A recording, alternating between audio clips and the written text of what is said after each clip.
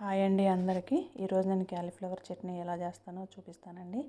ఈ సీజన్లో క్యాలీఫ్లవర్ బాగా వస్తుంది కదండి. వింటర్ సీజన్లో బాగా దొరుకుతుంది క్యాలీఫ్లవర్. మంచి పువ్వు తీసుకొచ్చుకొని బాగా ఫ్రెష్గా ఉన్నది, తెల్లగా ఉన్నది తీసుకొచ్చుకోండి. కొన్ని ఎల్లో కూడా ఉంటాయి. తెల్లగా ఉన్నది తీసుకొచ్చుకొని శుభ్రంగా ముక్కలు కట్ చేసుకొని కడిగి ఆరబెట్టుకోవాలండి. ఈలోపు నేను మెంతులు వేయించుకున్నానండి. అలాగే కొన్ని ఆవాలు కూడా దానిలో పోసి అలా వదిలేసాను. చల్లారిన తర్వాత మిక్సీ పట్టుకుందాం.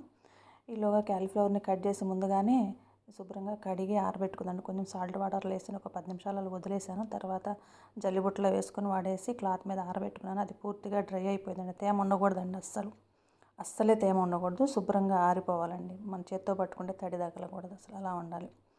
ఇక ఆరిపోయింది కదా అని చెప్పేసి ఇక ఆయిల్ పెట్టేసుకున్నానండి స్టవ్ మీద. ఆయిల్ ఒక పావు కేజీ వరకు పోసాను. నేను ఒక పెద్ద పువ్వే తీసుకున్నానండి. ఒక 1 కేజీ వరకు ఉండే అంత ఫ్లేవర్ తీసుకున్నాను. ఒక పావు కేజీ పైన వరకు పోసాను.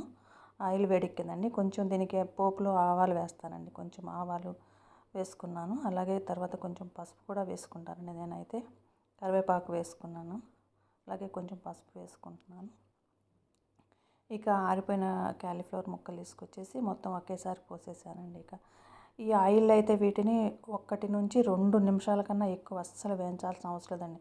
మనం కలిపే వరకే 1 నిమిషం పట్టింది. మొత్తం కలిసే వరకు ఇంకొక నిమిషం సరిపోద్దండి. మొత్తం 2 నిమిషాలు చాలు. మళ్ళీ ఎక్కువ వేయించామంటే ముక్క మెత్తబడిపోద్ది. ఇలా ఉంటే ముక్క కరకరమంట చాలా బాగుంటుందండి. బాగా టేస్ట్ చాలా బాగుంటుంది. కరకరలాడుతుంటేనే బాగుంటుంది. ఇక స్టవ్ ఆపేసుకున్నాను నేను. ఇక అది చల్లారిపోయిన తర్వాత మిగతా ప్రాసెస్ చేసుకుంటానండి. పూర్తిగా చల్లారిన తర్వాత మొదలు పెట్టుకుందాం. ఇక ఈ ఆవాలు వేయించి పెట్టుకున్నాను కదండి, అవి కొంచెమే ఉన్నాయి కదా, మనకి కోర్సు సరిపోదని చెప్పి నేను కొంచెం సాల్ట్ వేసుకుంటాను. మిక్సీ మెత్తగా పడిద్దని. అటు సరిపోకుండా ఉంటే మిక్సీ జార్లో కూడా నలగవు కదండి సరిగ్గా. అందుకని సాల్ట్ వేసుకొని మిక్సీ పట్టుకున్నాను. నిమ్మరసం తీసి పెట్టుకున్నాను.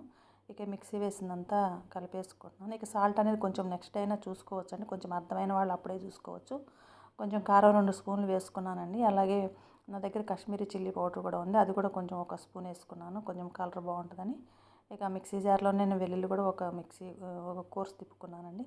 జస్ట్ అలా తిప్పితే కొంచెం నలిగిపోద్ది. మరీ రెబ్బలు వేసే కన్నా ఇదైతే ఫ్లేవర్ బాగా వచ్చింది. పిల్లలు కూడా తీసి పక్కన పడేయరు కదండి, వెల్లుల్లి నచ్చవని చెప్పి కొందరు తీసి పక్కన పడేస్తారు. అందుకని చెప్పి నేను పేస్టే వేసుకున్నాను. కొంచెం తిప్పుకొని నిమ్మరసం కూడా ఫిల్టర్ చేసి పోసుకుంటున్నానండి. అన్నీ బాగా కలిసే వరకు చక్కగా కలుపుకోవాలండి. బాగా కలుపుకొని ఒకసారి సాల్ట్ ఈ టైంలో కూడా చెక్ చేసుకోవచ్చండి. కొంచెం అర్థమవుతుంది, తక్కువైనా వేసేసుకోవచ్చు. లేదంటే ఒక 1 డే అయినా ఒక 2-3 గంటలు వదిలేసినా అర్థమవుద్దండి. కొంచెం నెక్స్ట్ డేకి అయితే బాగుంటుంది. నెక్స్ట్ డే నుంచి 2వ రోజు నుంచి ఇంకా బాగుంటుంది. ఇక కొంచెం 3 రోజులు ఊరిన తర్వాత ఫ్రిడ్జ్లో పెట్టుకుంటే ఇక ఎప్పటికీ ముక్క కరకరలాడుతూ ఉంటుందండి అయిపోయే వరకు.